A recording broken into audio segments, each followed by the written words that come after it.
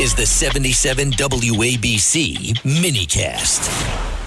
All right, 8:45 on your Monday morning. It's a great Monday. We came back safely from the moon. Artemis 2. Rory McIlroy wins his second great green jacket. I'm about to convert on Wednesday night in the Bronx after 59 years from a Met fan to a Yankee fan. And we've got the man, the great John Catsimatidis, a host of not one but two great shows here, Cats and Cosby, 5 p.m. every weekday afternoon, alongside our friend Rita Cosby, who once again won a Gracie Award this year. And also the Masterpiece, what a tremendous show, 8 a.m. Sunday morning, the Cats Round Table. And this weekend was the Greek Orthodox Easter. And John sent me a beautiful video on Sunday morning. And I guess for you guys, John, for you, Margot, and AJ, and John Jr., and your daughter-in-law, and now two babies coming, is that an annual thing where you guys go to the midnight mass the night before? We always go to the midnight mass on Easter, and we were on 74th Street, and there were thousands of people out there in the streets. And the Archbishop was there. I was standing next to him. And Ronald Hicks? No, you're Archbishop. Right. Excuse me. By the way, I met Hicks once. Yeah. I don't know him. Okay. We still love Dolan. We still love Cardinal Dolan. Dolan was the best. He was here for 17 years. In my stomach, I still feel very, very upset. Me too. That Cardinal Dolan was dismissed on his birthday. And I don't know if that's tradition or not, but I don't think the Pope would have been Pope unless Cardinal Dolan helped him. I agree. And this Pope here is he has his disagreements with. You see how we diverted to something else? Me and you always do that, but we get to the point. Well, it's true because he's off to a very auspicious start, especially with the President of the United States. He hated Cardinal Dolan, I guess, because he considers Cardinal Dolan common sense, middle of the road, and he wants to be more of the left wing. Correct. And he brought this guy Hicks in here. I shook his hand once. Yeah. But I don't know him. Nobody does. I still love Cardinal Dolan. Me too. Rabbi Potashnik loves Cardinal Dolan. A.R. Bernard loves Cardinal Dolan. And yesterday there was a big disagreement. The Pope criticized the President of the United States, and the President got very upset about it, and he criticized back. Hey, if you punch President Trump, he punches you back twice as hard. And he doesn't care. If you're a Pope, if you're a woman, he doesn't care. It has nothing to do with religion. It has to do with, you hit me, I'm going to hit you back. Yeah, I respect that. I respect that. Listen, I got to be honest. Look, maybe I'm talking out of line here because I'm Jewish, but I pay attention to the Pope. I pay attention to everybody's religion. I do respect all of it. Of course, so do I. But I really haven't loved a Pope since John Paul. I've had my issue with just about all of them since John Paul. What is the name of your Archbishop again? Archbishop Elpidoforos. And he's a young guy. He's only 54 years old. And the patriarch in Constantinople, who is equal to the Pope on the platform of Christianity, he's like 84. So there's going to be a big battle. Who's going to be the next patriarch? Wow. In hopefully not for 10 years, but who knows what happens. And when I talk about leadership in the Orthodox community, worldwide, is we need young people people need religion. People need religion. We all need. When I was at midnight mass a Saturday night at midnight, and I was with the Archbishop, and we had thousands of people outside. So we're back to the main subject. We had thousands of people outside, and we went. And I love tradition. And my kids were next to me, and my, J3 was sleeping. It was not the J3. We called John III. And J4 was still being cooked, and he was there.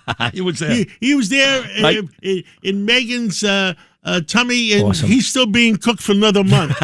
Isn't that great, though? You have the that whole is great. family together. It's the holiday. You're all together. And that's what, religion is, bringing families together, bringing people together. And you know who I do? I think about when you're in church or you're in synagogue. Yeah. And by the way, and I go for midnight mass at the Catholic thing for Christmas, Yes, you because do. the Greeks do not have midnight mass on Christmas, but they have it on Easter. And the Catholics don't have midnight mass on Easter. So I guess there was a peace treaty made a couple of years ago. I know. I see you every year, Christmas at midnight mass. But at midnight mass, you sit there and you think and you think and you think and you think about all your forefathers and friends we have lost. A good friend of mine passed away on Saturday. Oh, I'm sorry. I'm still crying. Oh, God, I'm sorry. One of the greatest bankers in the city of New York. He was with Bank America for 50 years, 54 years. He retired a few years ago. Dick Silverman. And I'm still crying. I mean, he was 87 years old, but, I didn't expect it. And you know what I feel guilty about? I haven't talked to him in 3-4 weeks. Oh. I feel guilty about that. Well, it's not 3-4 years. 3-4 weeks. Yeah, it's not. But sorry. The ceremony was great. And then there's so many things to we went to Father Alex's on Sunday. Father Alex out in Southampton. Love him. Oh, you did? Yes. Oh, I love so him. we did. Yeah. Oh, you know what we did afterwards? We break the fast after midnight mass. Yeah. And Milos is open to 3 a.m, special ceremony. They cook the lambs. You ready?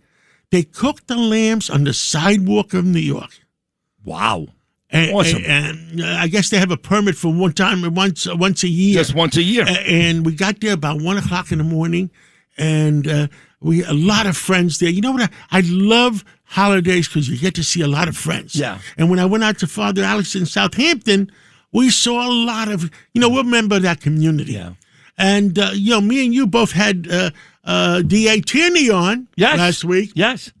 And, I lived there in weekends. I lived there in summers in Suffolk County, Nassau County, the safest county in the country. Yeah. But Suffolk County is coming up fast. No, they're doing a great job. They're both doing a good job. They're great. Ed Romaine's terrific, like Bruce Blakeman, and Yes. Tierney's great, like Ann Donnelly. They both have great police commissioners. 100% true. The island is doing just fine, but here another story. Before we get to Mamdani, quickly, I want your thoughts. And again, happy holidays. It looked and sounds beautiful. Well, Give me it was your beautiful. thoughts. It was. Give me your thoughts on this blockade. We're about an hour away now from the United States blockade. So Trump says to you, guess what? I'll beat you at your own game. Now yous can't leave from the great movie, what was that, A Bronx Tale. What are your thoughts on the blockade? Well, I think Trump is one of the smartest guys around. He is a businessman besides being president of the United States. And the United States of America, he's a tough son of a gun. He's really tough, and he knows his stuff. And,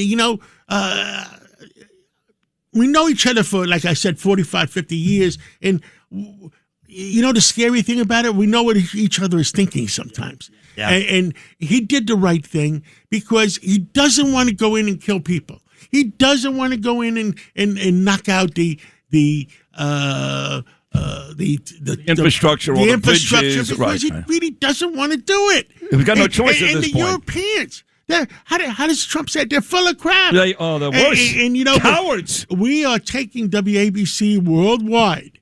And the president is supporting it. We're taking, because you know why? The European people, the people themselves, need the truth. Yeah. Because the BBC, Liars. 1, BBC 2, BBC 3, Liars. they don't tell the truth. No. I mean, could you imagine them actually changing the story on President Trump? Yes. Yeah. Listen, we edit out coughs and forgetfulness. Right. But we don't change stories. No. And that's what the BBC the did. So in case the people don't understand what they did. BBC is actually worse than MS Now and CNN. Yeah. They're worse. And so we are going to go worldwide on WABC. And the European people, They need stories. They You know, deserve you better. can't get Fox in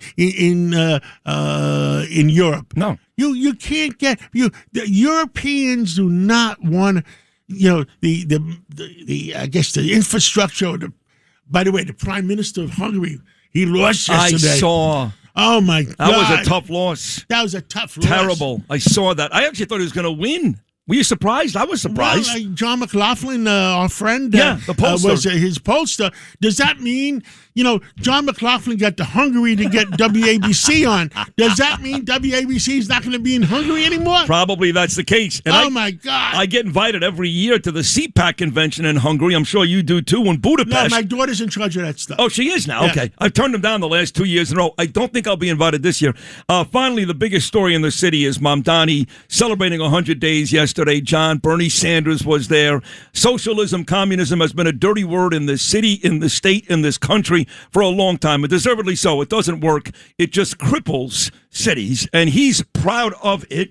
But he did talk about supermarkets, specifically one opening in East Harlem next year, going to cost him about $30 million. A government-run supermarket. You own D'Agostino's. You own Gristedes. You did not read it carefully. Uh-oh. The New York Times said, and I read the New York Times carefully, because I read it twice. Tell me. And it says it'll open up by 2029. So 2029 is a lifetime away. Oh, it's not next year? No, like 2029. And you know what 2029 is? When He runs the mayor again. runs against you in Right. 2029. Right, he's not going to win anyway. No, but seriously, is that what he said? That's what the New York Times. No, it doesn't make sense because he wants. You think the New York Times will lie about Yes. Mamdani? Well, think about this. How could he possibly open it in every borough if he's only going to open one the year he exits? Well, first of all, he's under a lot of cash restrictions, and Moody's and S&P. So he's got to take care of the things that are most important first.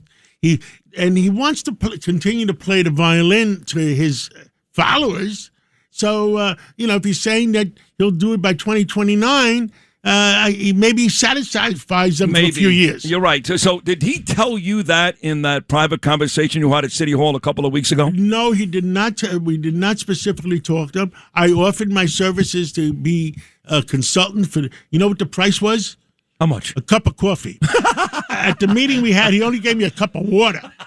But he says he's going to upgrade me to a cup of coffee if he uses my services. That's funny. And listen, I just want to help our city. We love our city. And you know what I told him on Fox last week, and what I told him in person? President Trump loves New York. He'll give you $5 billion, $10 billion for affordable housing in the right spot. Not to build affordable housing on Fifth Avenue. Not to build affordable housing on Park Avenue. Transit-oriented development. What does that mean? Build it someplace near subway stations or bus stations so people could go to work. Makes sense. But if these people don't go to work, what do we do? I don't know. The problem with New York City Housing Authority, NYCHA, 30% of them, 40% of them, I don't know the exact number, don't pay the rent. What do you do with people that get affordable housing and don't pay the rent? What do you do? I don't know.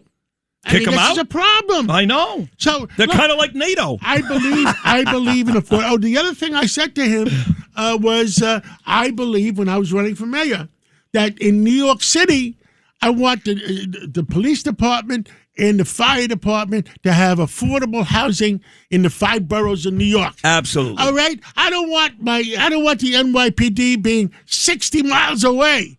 I don't want the fire department being 60 miles away. I want them in the 5 boroughs here. Give them affordable housing so they can live and be. In one of my buildings, I think in Coney Island, I think we're giving whatever we can give. Oh, the cops and firemen, best possible, Ocean Drive, the best possible price that we're allowed to do. Because a lot of these cops, to your point, they live on Long Island. They live in Jersey. They got to travel all the way here. How does that make any sense? And we end up losing them. Right. How does that make sense? It doesn't make any sense at all. So look. we had a good conversation. Let's say, listen, I'm not saying he's going to call upon me. Maybe he won't call upon me. I don't know. It's up to him. Right. The guy is the mayor. He's the mayor. So in the final 30 seconds, yes. if he does open this thing before 29, let's say 27 or 28, how much of a problem is it for you and your grocery stores? One store is not going to affect anything. It's in the middle of Harlem. Those people need affordable whatever. But one store is not going to do anything, and it doesn't make sense. Every place else they opened up, Atlanta, Chicago, Denver, they all went broke. All of them. So it's sort of a game. It sounds good, but I don't think it works. By the way, personal opinion. He said it would cost $70 million to open up 5 of them. Now we're finding out the one store alone in Harlem, $30 million times that by 5. That's $150 million. I hope he asked my advice. It's up to him. Roger Stone here. Every day you wait, your money loses value, but gold and silver don't follow those same rules. American Sovereign Bullion gives you access to a nationwide wholesaler network, helping you secure aggressive pricing on real physical metals. Call 844-272-2428 now to get your free gold and silver guide to learn how to protect your wealth with physical gold and silver, delivered right to your door or with a gold IRA. Visit asbgold.com. That's asbgold.com for your free gold and silver guide today.